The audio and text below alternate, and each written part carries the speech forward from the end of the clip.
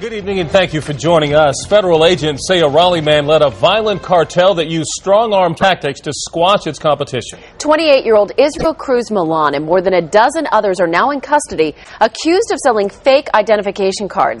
The indictment details the illegal operation in 10 states and here in the Triangle. WRL's Ken Smith is in the newsroom with more on what investigators called a deadly criminal organization. Ken? Yeah, Deborah, the indictment runs down what appeared to have been a reign of terror across the Southeast.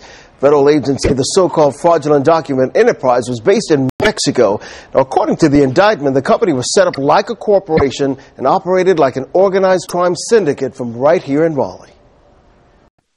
The fake documents included what investigators called high-quality state IDs, resident immigration, and Social Security cards.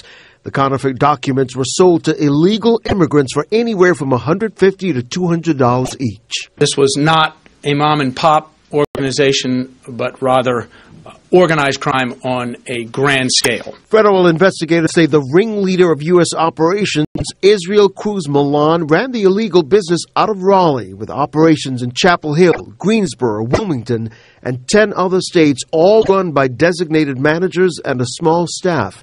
The indictment indicates the manager in Raleigh operated from a home on Whitehall Avenue.